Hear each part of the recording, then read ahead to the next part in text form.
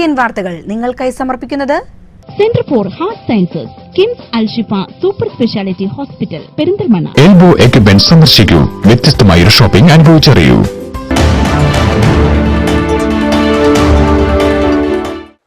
നമസ്കാരം. CCN വാർത്തകളിലേക്ക് സ്വാഗതം. പ്രധാന വാർത്തകൾ.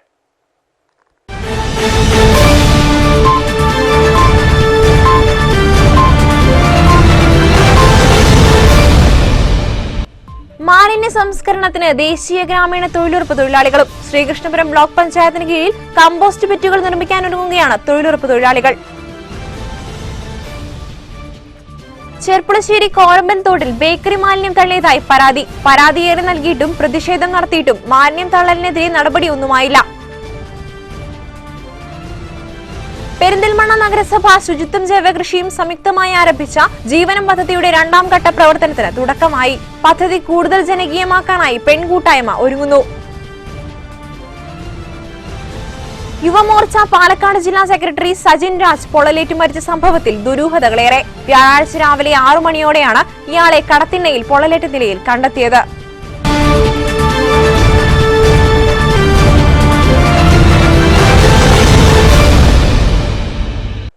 യുവമോർച്ച പാലക്കാട് ജില്ലാ സെക്രട്ടറി സജിൻ രാജ് പൊള്ളലേറ്റ് മരിച്ച സംഭവത്തിൽ ദുരൂഹതകളേറെ. വ്യാഴാഴ്ച രാവിലെ 6 മണിയോടെയാണ് ഇയാളെ കടത്തിണ്ണയിൽ പൊള്ളലേറ്റ നിലയിൽ കണ്ടെത്തിയത്. മാമം പാലത്തിനടുത്ത് ഡ്രൈവിംഗ് സ്കൂളിന്റെ പാർക്കിംഗ് സ്ഥലത്തോട് ചേർന്ന കടത്തിണ്ണയിലാണ് പൊള്ളലേറ്റ നിലയിൽ സജിനെ കണ്ടെത്തിയത്. സമീപത്തെങ്ങും ആരെയും കണ്ടില്ലെന്നും വാഹനങ്ങളൊന്നും ആ സമയം പോയത് ശ്രദ്ധയിൽപ്പെട്ടില്ലെന്നും സജിൻ രാജിനെ പൊള്ളലേറ്റ നിലയിൽ കണ്ട കാവൽക്കാരൻ പറയുന്നു. സമീപത്തായി ടാക്സി കാർ കണ്ടെത്തി. കാർ സജിൻ രാജ് വാടകയ്ക്കെടുത്ത് ഓടിച്ചതായി പോലീസിന് വിവരം ലഭിച്ചിട്ടുണ്ട്. കാറിൽ കണ്ടെത്തിയ ഒരു കവറിന് പുറത്ത് ഒറ്റപ്പാലം സ്വദേശി അച്ഛൻ രാജൻ ലാലു 30 എന്നും അമ്പിളി എന്നെ ചതിച്ചു മണ്ണൂർക്കാവ് ശിവക്ഷേത്രം 3 ലക്ഷം എന്നും എഴുതിയിരുന്നു. സജിൻ രാജിന്റെ തലയ്ക്ക് താഴെയുള്ള ഭാഗത്താണ് പൊള്ളലേറ്റത്. വസ്ത്രങ്ങളെല്ലാം കരിഞ്ഞു പോയിരുന്നു. കാർ ഓടിച്ചു വന്ന ഇയാൾ കാർ നിർത്തിയ ശേഷം ദേഹത്ത് പെട്രോൾ ഒഴിച്ച് തീ കൊളുത്തിയതാകാമെന്നാണ് പോലീസിന്റെ പ്രാഥമിക നിഗമനം. തലയിലൂടെ പെട്രോൾ ഒഴിക്കാതിരുന്നതിനാലാണ് പോലീസ് ഇങ്ങനെ കരുതുന്നത്. കണ്ടെത്തുമ്പോൾ ഞരക്കവും ചലനവും ഉണ്ടായിരുന്നു. 2 മൊബൈൽ ഫോണുകൾ ഇയാൾ ഉപയോഗിച്ചിരുന്നതായി പോലീസിന് വിവരം കിട്ടി. ബുധനാഴ്ച ഉച്ചയോടെ സ്വിച്ച് ഓഫ് ആയ ഈ ഫോണുകൾ കണ്ടെത്തുവാൻ കഴിഞ്ഞിട്ടില്ല. ദേശീയപാതയിലെ ക്യാമറകളിൽ നിന്നുള്ള വിവരം പോലീസ് ശേഖരിക്കുന്നുണ്ട്.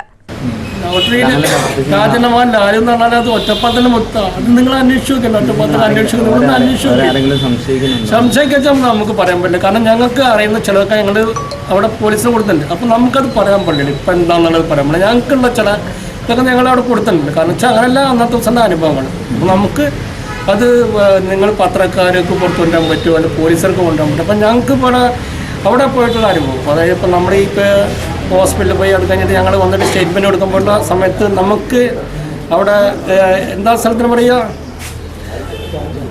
ആറ്റിങ്കൽ പോലീസ് സ്റ്റേഷനിൽ പോയപ്പോൾ നമുക്ക് കിട്ടിയുള്ള അനുഭവം വെച്ചിട്ട് CI ഒക്കെ വളരെ ആക്റ്റീവാണ്. മാത്രമല്ല CI ഞങ്ങളുടെ അടുത്ത് എനിക്ക് ശ്രമിക്കുന്ന സമയത്ത് DSPയുടെ ഒക്കെ ചോദിക്കുന്നുണ്ട്.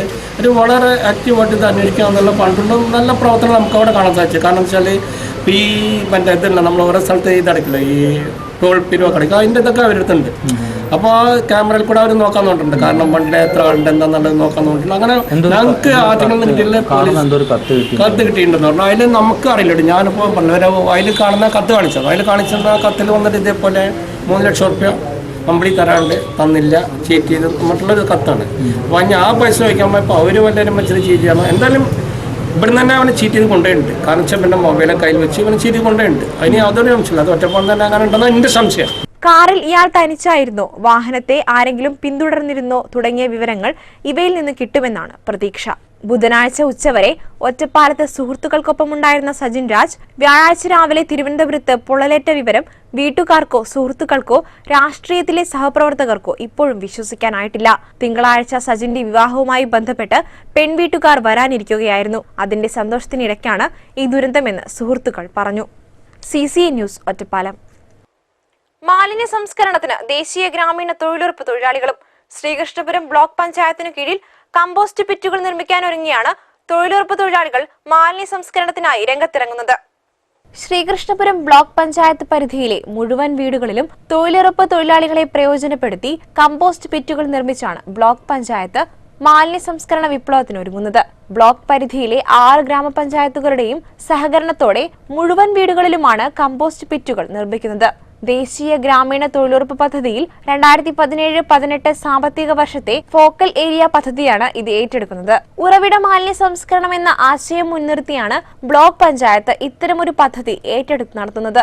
പദ്ധതിയുടെ നടത്തിപ്പിന് മുന്നോടിയായാണ് ജനപ്രതിനിധികളും ഉദ്യോഗസ്ഥർക്കും വേണ്ടി ഏകദിന ശില്പശാല സംഘടിപ്പിച്ചത്. Block panchayat president P Aravindakshan ശില്പശാലയിൽ അധ്യക്ഷത വഹിച്ചു. K Sreedharan, K Majeed, P M Vasudevan, P Kunhahammed, T Ramakrishnan, Jyothivasan, K Santhakumari, K Chandran, ജില്ലാ പ്രൊജക്ട് ഓഫീസർ അബ്ദുൽ അസീസ് തുടങ്ങിയവർ സംസാരിച്ചു.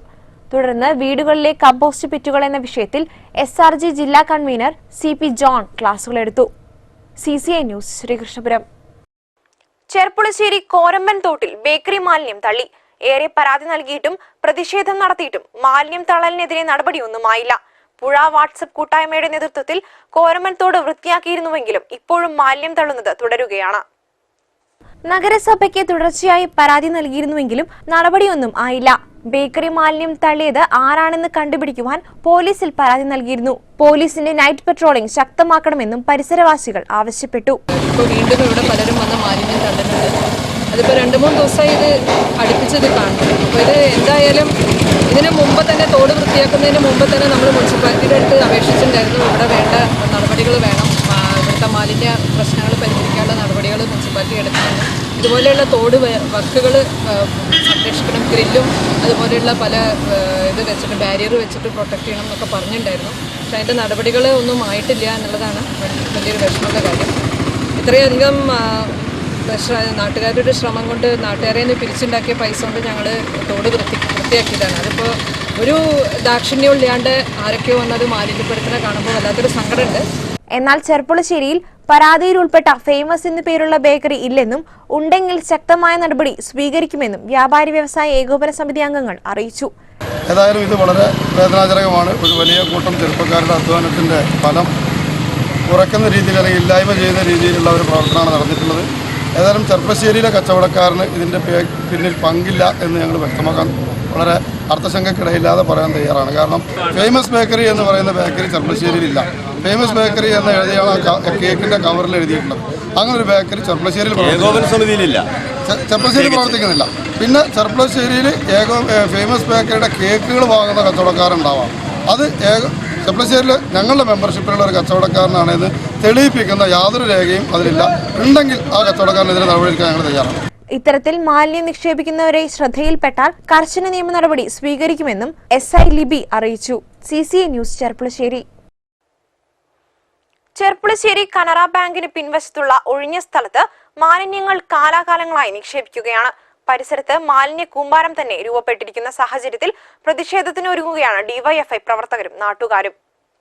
ഡെങ്കിപ്പനി പടർന്നു പിടിക്കുന്ന സാഹചര്യത്തിലാണ് മാലിന്യങ്ങൾ കുന്നുകൂടി കിടക്കുന്നത്. ആളൊഴിഞ്ഞ സ്ഥലമായതിനാൽ സാമൂഹ്യ വിരുദ്ധരുടെ സ്ഥിരം താവളം കൂടിയാണ് ഇവിടെ. 1 മാസത്തോളമായി മാലിന്യം കുന്നുകൂടി കിടക്കുകയാണ്. ഇതിന്റെ അടിസ്ഥാനത്തിൽ DYFI പ്രവർത്തകർ നഗരസഭാ അധികൃതരെ വിവരം അറിയിക്കുകയും നഗരസഭാ അധികൃതർ ഉടൻ നടപടിയെടുക്കാമെന്ന് ഉറപ്പു നൽകുകയും ചെയ്തു. എന്നാൽ ഇത് കഴിഞ്ഞ് 2 ആഴ്ചയായിട്ടും ഒരു നടപടിയും കൈക്കൊണ്ടിട്ടില്ല. ഇത് തുടർന്നു കൊണ്ടുപോയാൽ വൻ സമര പരിപാടികളുമായി DYFI രംഗത്തു വരുമെന്ന് DYFI മേഖലാ സെക്രട്ടറി കബീർ പറഞ്ഞു. ഇത് ചെർപ്പുളശ്ശേരിയിൽ വളരെ പ്രധാനപ്പെട്ട ഒരു ഭാഗമാണ്. ഈ മാലിന്യം കുന്നുകൂടി കിടക്കുന്ന ഒരു ഭാഗം. നമ്മുടെ ഈ കനറ ബാങ്കിൻ്റെ പുറകുവശത്തുള്ള ഈ സ്ഥലത്ത് മാലിന്യങ്ങൾ കുന്നുകൂടി കിടക്കൽ തുടങ്ങിയിട്ട് ഏകദേശം ഒരു 2-3 മാസത്തോളം കാലമായി. ആ സമയത്ത് തന്നെ നഗരസഭാ അധികൃതരെ ഈ കാര്യം അറിയിക്കുകയും അതുപോലെ തന്നെ അവർ ഉടൻ ഈ മാലിന്യങ്ങൾ നീക്കം ചെയ്യുന്നതുമായിട്ട് ബന്ധപ്പെട്ടുള്ള നടപടികൾ സ്വീകരിക്കുമെന്ന് പറഞ്ഞിട്ട് ഇപ്പോൾ 2 ആഴ്ചത്തോളമായി. ഇതുവരെയും അതുമായി ബന്ധപ്പെട്ടിട്ട് ഒരു കാര്യവും നടത്താൻ വേണ്ടി നഗരസഭയ്ക്ക് കഴിഞ്ഞിട്ടില്ല. എന്ന് മാത്രമല്ല, ഇപ്പോൾ ഈ 25ഓളം ഡെങ്കിപ്പനി നമ്മുടെ പ്രാഥമിക ആരോഗ്യ കേന്ദ്രത്തിൽ റിപ്പോർട്ട് ചെയ്തിട്ടുണ്ട്. അതുകൂടാതെ സ്വകാര്യ സ്ഥാപനങ്ങളിലും ആശുപത്രികളിലുമായിട്ട് മറ്റ് ഡെങ്കിപ്പനികൾ കൂടിക്കൊണ്ടിരിക്കുന്ന ഈ അവസ്ഥയിൽ ഈ ഒരു നിലപാടുമായിട്ടാണ് നഗരസഭ മുന്നോട്ട് പോയിക്കൊണ്ടിരിക്കുന്നത്. CCI news, Cherpulassery. പെരിന്തൽമണ്ണ നഗരസഭ ശുചിത്വം ജൈവകൃഷിയും സംയുക്തമായി ആരംഭിച്ച ജീവനം പദ്ധതിയുടെ 2ാം ഘട്ട പ്രവർത്തനത്തിന് തുടക്കമായി. പദ്ധതിയുടെ നിർവഹണ വിഭാഗം ജീവനം സൊല്യൂഷന്റെയും നഗരസഭാ കുടുംബശ്രീയുടെയും നേതൃത്വത്തിൽ പദ്ധതി കൂടുതൽ ജനകീയമാക്കാനായി പെൺകൂട്ടായ്മ ഒരുങ്ങുകയാണ്. പരിപാടിയുടെ ഉദ്ഘാടനം Haritha Kerala mission vice chairperson TN Seema നിർവഹിച്ചു. സംസ്ഥാന സർക്കാരിന്റെ ഹരിത മിഷൻ പദ്ധതി പ്രവർത്തനങ്ങൾ എങ്ങനെ പ്രാവർത്തികമാക്കണമെന്ന് ചർച്ച ചെയ്യുന്നതിന് മുൻപ് തന്നെ ജീവനം പദ്ധതി വഴി അതേ പ്രവർത്തനം ആവിഷ്കരിച്ച പെരിന്തൽമണ്ണ നഗരസഭ കേരളത്തിലെ മറ്റുള്ള തദ്ദേശ സ്ഥാപനങ്ങൾക്ക് മാതൃകയാണെന്ന് TN സീമ പറഞ്ഞു.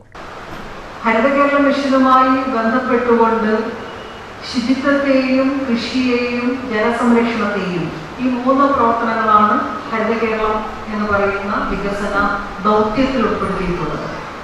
ഈ 3 പ്രവർത്തനങ്ങളെ ഒരുമിപ്പിച്ച് കൊണ്ടുപോകുന്നതിന് എങ്ങനെ കുടുംബശ്രീയെ പങ്കാളിയാക്കാം, എങ്ങനെ തൊഴിലുറപ്പ് പദ്ധതിയെ പങ്കാളിയാക്കാം, എങ്ങനെ ഈ പ്രവർത്തനങ്ങളിൽ ജനപങ്കാളിത്തം പരമാവധിയാക്കാൻ കഴിയും.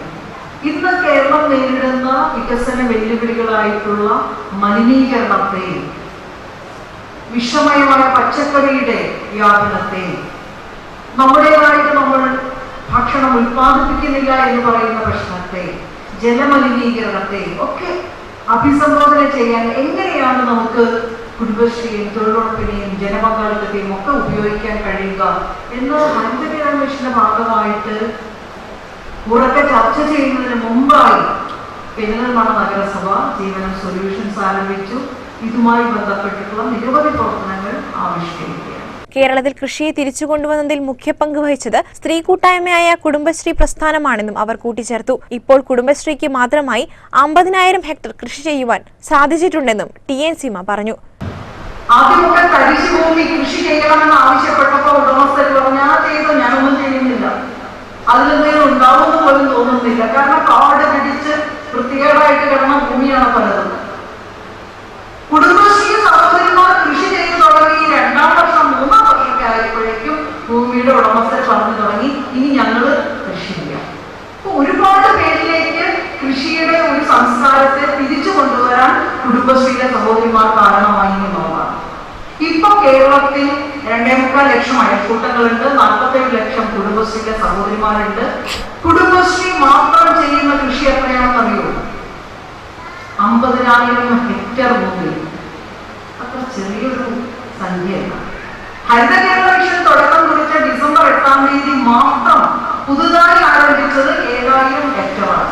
നഗരസഭാ chairman M Muhammad Saleem, Nishi Anilraj, advocate Shancy Nandakumar, K Ammini teacher, PT Shobhana teacher, A Rathi, Pathath Arif, Keezhssery Mustafa എന്നിവർ സംബന്ധിച്ചു. CCA news Perinthalmanna. ഇടവേള.